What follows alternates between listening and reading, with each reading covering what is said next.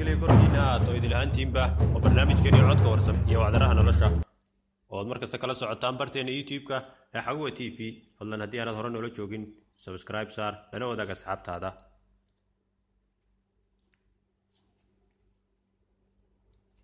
barnaamijkeenna maanta waxaynu ku wadaagaynaa waxyaabo wanaagsan oo sanadkan dunida lagu arkay ama ka dhacay, waxyaabahaas oo COVID-19 ama coronavirus sababteeda lahaa. inkastoo sanadkan 2020 uu la biloomay dhibaatooyin badan oo si xun u saameeyay aadmiga, haba ugu weynaada xanuunka coronavirus kaasoo nolosha dadka si xun u dhibaateeyay caafimaad ahaan, dhaqaalihiina dhulka la galay. haddana waxaa jira waxyaabo kale oo wanaagsan oo dunida ka dhacay taasoo sababta ugu weyn u lahaa COVID-19 ama coronavirus.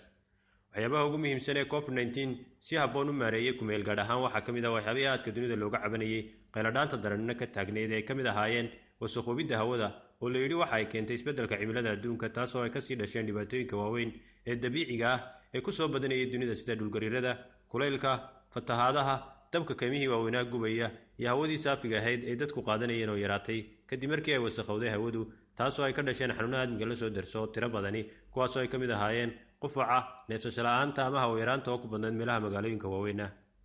tusaale ahaan waxyaabaha aadka hoos ugu dhacay waxaa ka mid ah nitrogen dioxide oo ka dhalan jirtay isticmaalka baabuurta iyo gubashada shidaalka iyo meelaha dabka laga dhaliyo ama korontada, taasoo wasakhoobidda hawada door weyn ka qaadan jirtay.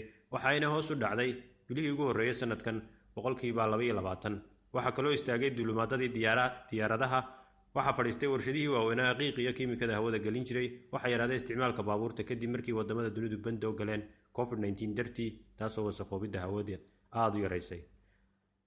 taasi waxay keentay in deegaankii uu nastay, waxaa badbaaday xayawaano badan oo xorriyadu ku neebsada helay oo godadkii ka soo baxay kadib markii uu waayay sanqadhihii aadmiga ee cabsida ku hayay, dareemeen inaanay halisi ku xirnayn.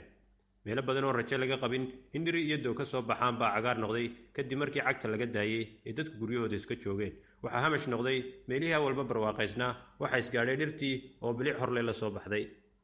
waxaa nastay xeebihii loo dabaal tegi jiray oo qashinkii dadka iyo wasakhowgii hawada labadaba ka raystay oo biyaha muuqaalkoodii dabiiciga ahaa soo noqday. waxaa meel fog laga arkay muddo dheer kadib oo qiyaastii 125 meel ah buuraha dunida ugu dheer ee Himalaya, taasoo dadka deegaankaas waqooyiga Hindiya ay aragtideeda ugu dambeysay 30 sano ka hor inay meel fog ka arkaan kadib markii uu iyaga iyo buurta intaaba ku kala dhex jiray wasakhowga hawadu oo dhexdooda daruuro iyo ceeryaamo ka samaystay. waxyaabaha kale ee wanaagsan ee sanadkan aynu bartankiisa ku jirno dunida ka dhacay COVID-19 sababta lahaa waxaa ka mid ah maandooriyaha oo isticmaalkiisu yaraaday. waxaa xidhmay kilaabadii khamriga lagu fuudi jiray, maqaaxiyihii qaaca shiishada lagu nuugi jiray. waxaa kaloo iyana aad hoos ugu dhacay maandooriyaha xashada oo suuq yaraani ku dhacday kadib markii wadamadu hawada iyo xuduudaha kala xidheen, taasoo suuq xumo weyn ku keentay dadka waxaa ka ganacsada, dhanka kalena wax ka tartay badqabka iyo badbaadada aadmiga ay ku haysay daroogada halista badani. aynu halkaa ka sii wadnay waxaa kale oo yaraaday colaadihii dunida ka ognaa ee nafaha badani ku qurbixi jireen, qaraxyadii gumaadka daran geysan jiray ee meelo badan oo dunida ka dhici jiray oo hakad galay, iyo dilalkii magaalooyinka waaweyn ee dunida ku badnaa oo gebi ahaanba si lixaad leh hoos ugu dhacay. dhanka kale waxaa xorriyad helay kumanaan maxaabiis ah oo ku xidhnaa jeelasha, taasoo sii deynteeda COVID-19 uu sabab u ahaa. wanaagyada kale ee uu coronavirus horseeday waxaa ka mid ah nadaafadii dadka oo aada u kordhay iyo hubinta iyo badqabka goob kasta iyo shay kasta oo si weyn xil la isaga saaray, taasoo awal hore dadku fududaysan jiray isla markaana talooyinka culimada caafimaadka aanay danka geli jirin. aynu ku sii soconno waxyaabaha muhiimka ah oo wanaagsan ee sanadkan dunida lagu arkay. waxaa kale oo jira qodob aan la garanayn in COVID-19 sabab u ahaa iyo in kale.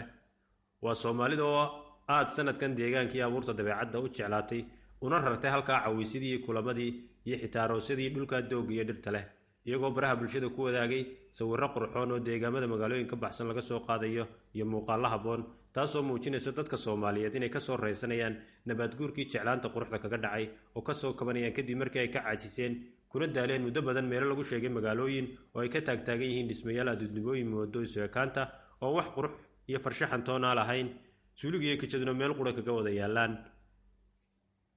barnaamijkeenna maanta halkaas ayuu ku joogi doonaa. fadlan si aad barnaamijyada dambe ula socoto Xaguwa TV subscribe saar lana wadaag asxaabtaada. waad mahadsantihiin idil ahaantiinba.